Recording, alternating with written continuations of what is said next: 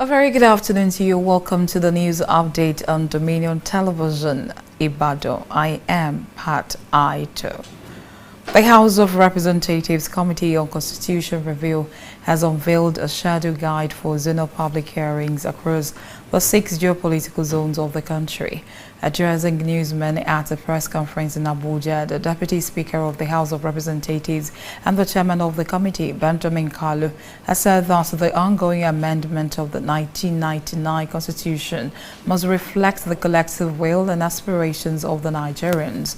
According to the schedule, the public hearings will be conducted in 2 phases. The first phase, covering the northern zones, will be held from Friday, the 11th of July to Sunday, the 13th of July 2025, while the second phase, covering the southern zones, was slated for Friday, the 18th of July to Sunday, the 20th of July 2025. A national public hearing was scheduled for Monday, the 21st of July 2025 in Abuja. The Julius Abure-led faction of the Labour Party has given Peter Obi a 48-hour ultimatum to leave the party after it joined the coalition. This was contained in a statement signed by the faction's National Publicity Secretary, Obiora Ifo, in Abuja. Ifo explained that the Labour Party under Abure's leadership remains vehemently opposed to joining the coalition, while dismissing members of the coalition as power mongers whose only interest was self and not the people.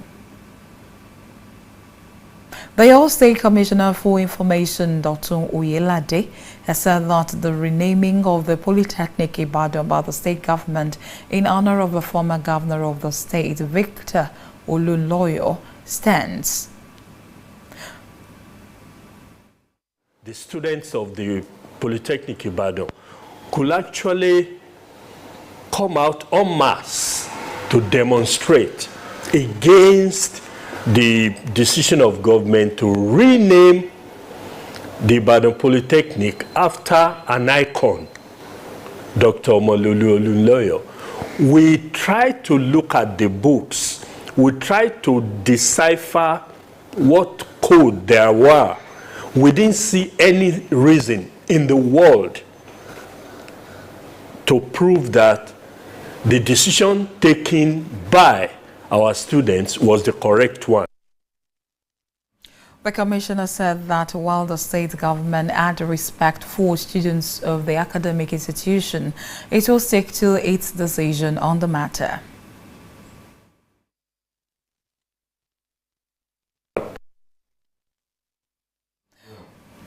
We apologize for that mixed up. Oyelade also noted that the resistance from the students was due to a lack of knowledge of the contribution of the former governor to the development of the state.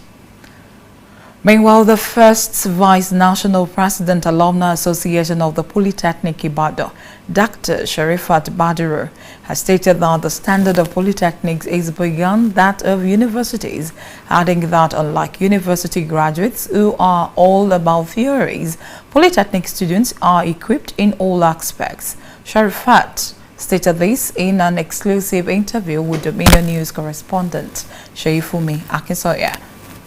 Faulted the federal government because we are taught very well at Polytechnic, both in designing, installation, everything, the situation in the country, because our government they value university degree than Polytechnic, and it's not good, because university Polytechnic we were taught practical than university. In university, they just teach us theory, you will read by yourself. But in Polytechnic, both practical and theory, we did it.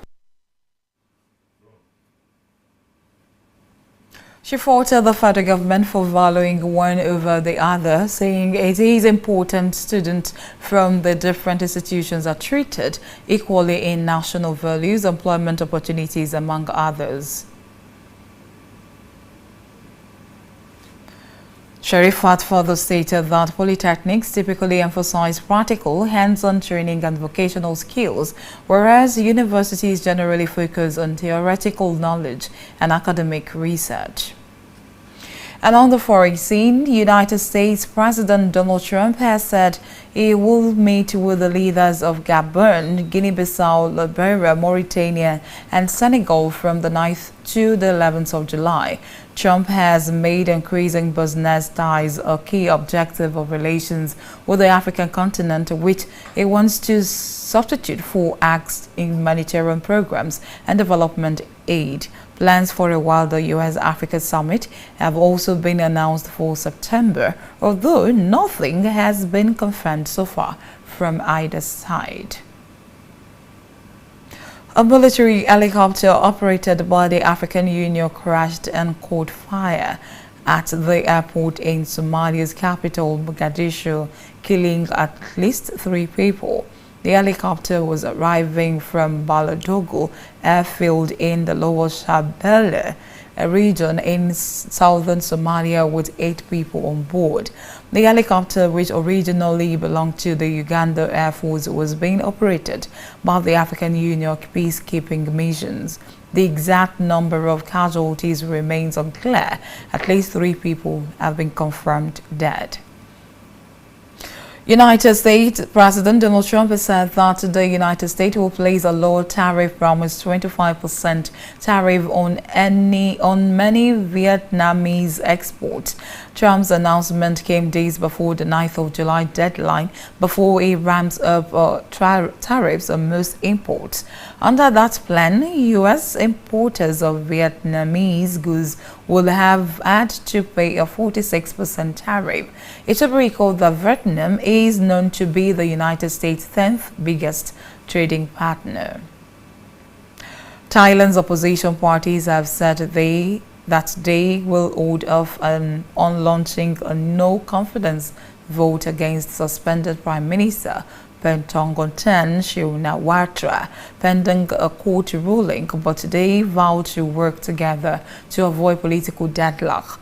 Thailand's constitutional court has suspended the Prime Minister from her duties after accepting a petition from 36 senators who accused the Prime Minister of dishonesty and breaching ethical standards following a linked phone conversation between her and Cambodia's influential former leader, Hun Sen.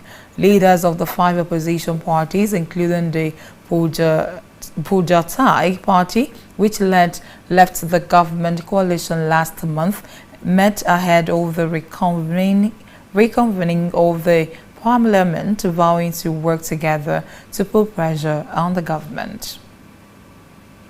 And in sport, Liverpool forward Diogo Jota has died in a car accident in Spain. The 28-year-old was traveling in the vehicle with his brother when the accident took place. It was reported that the car went off the road. Jota's tragic passing comes only 2 weeks after he got married to Ruth Cardozo in Porto. The forward was part of the Liverpool squad that won the Premier League title in May during Arne Slot's first season. Always know that you can follow us across our social media platforms: Facebook, Instagram, TikTok, YouTube and LinkedIn at Dominion Broadcast, and on X at Dominion Cast. And that is the news update on Dominion Television. I am Pat Aito. Thank you so much for watching. Good afternoon.